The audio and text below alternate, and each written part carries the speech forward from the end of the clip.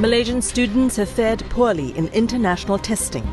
I would certainly say that our education system is underperforming. Vietnam is far in front of us, especially in terms of maths, English, and also in reading. So we are far behind. Now, there are growing calls for a revamp of Malaysia's education system. But the problem is not whether we can or not, but what should we do in order to improve that? But why has education reform in Malaysia proven so difficult? Malaysia has a tendency of changing policies instead of improving the implementation. They have to take politics out of education. Ministers have to not focus too much on leaving legacies. Well, I think if Anwar changes the policy of the school from Bahasa Melayu to Bahasa Inggeris, he will be out of office next week.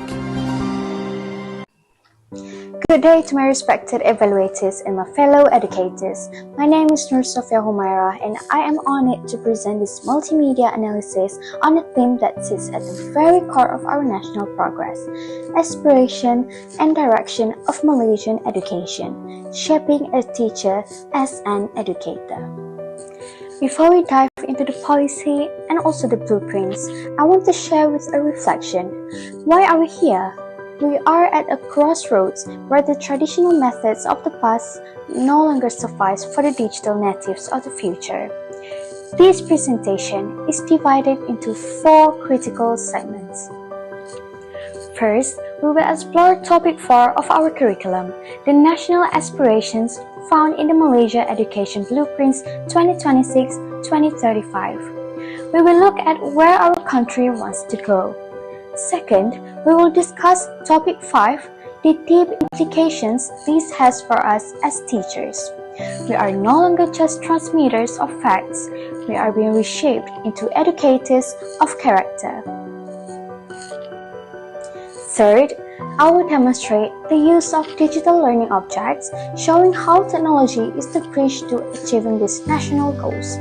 And finally, we will anchor everything in the GPPP framework, specifically our big idea, passionate educators and education together shape dynamic education.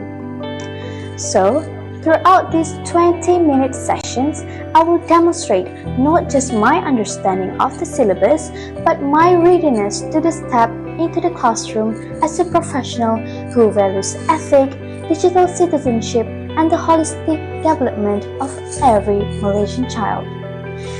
Let us begin by looking at the vision that drives our schools today. Central to our discussion is the GPPP concept, or pedagogical capacity for meaningful learning. My big idea for this project is passionate educators and education together shape dynamic education. But what does meaningful learning actually look like? In the GPPP framework, it is defined by the 6 C's: character, citizenship, collaboration, communication, creativity, and also critical thinking. As an educator, my pedagogical capacity isn't just about my content knowledge, it is my ability to design experiences where these 6 C's thrive. When a teacher has passion, they don't just follow a script, they innovate. They look at the student's background, their digital habits, and their potential, and they weave them into a dynamic tapestry. So this passion is the engine that drives the national directions we are about to explore in topic 4 later. In topic 4 of our syllabus, we examine the 5 system aspirations of the Malaysia Education Blueprint. First, access, ensuring every child has a place in school. But as a passionate educator, I know access is hollow without quality. We are benchmarking Malaysia against international standards like PISA and also TIMS. Then there is equity. This is a moral obligation to close the gap between urban and rural achievement. We cannot have a dynamic nation if a student in a remote area is left behind. Unity builds our national fabrics, and efficiency ensures every ringgit spent maximizes students' impact. My implication as a teacher is to be the quality control. I am the person who ensures that the government investment in access actually translates into the deep learning for the students sitting in front of me. What kind of human being are we molding? The blueprint defines 6 students' attributes. While knowledge is the foundation, we are shifting heavily towards thinking skills. In an age of information overload, a student must be able to evaluate what is true. Leadership and bilingual proficiency prepare them for the global stage. However, the heart of our education lies in the ethics and spirituality and national identity. A student might be a genius, but without ethics, they cannot contribute to a sejahtera society. My role as an educator is to integrate these values into every digital lessons. We aren't just teaching for exams, but we are teaching for life. This is the direction set by the ministry to produce holistic individuals who are balanced in mind, body, and also spirit. This brings us to topic 5, the implications.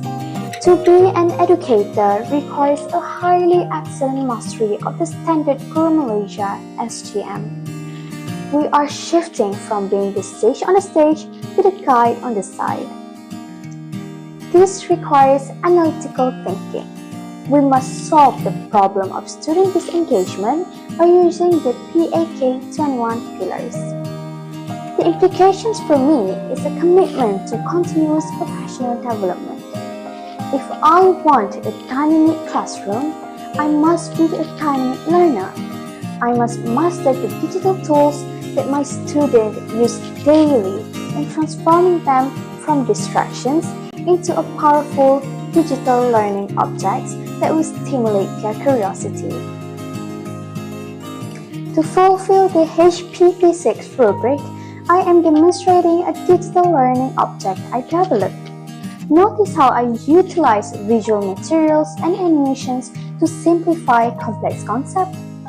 This stimulates participation. Crucially, I have ensured all media is sourced ethically, respecting the digital rights KMD2. By leveraging ICT Shift 7 on the blueprint, we make learning accessible 24/7. This tool allows for meaningful learning because it gives students the autonomy to explore and generate new ideas every day. As a passionate educator, I use these tools not just for show, but to bridge the gap between curriculum and students' interest. In conclusion, the direction of Malaysian education is clear, but it requires us, the educators, to be the catalyst. When passion meets a clear national vision, we create a dynamic future. I have demonstrated how national aspirations, teacher professionalism, and digital mastery coverage into the big idea of KPPP. I have also ensured this presentation is systematic complete and follows all the ethical guidelines for digital citizenship. I am ready to step into the classroom and turn these aspirations into reality. Thank you for your time and your attention. This concludes my presentation. Bye!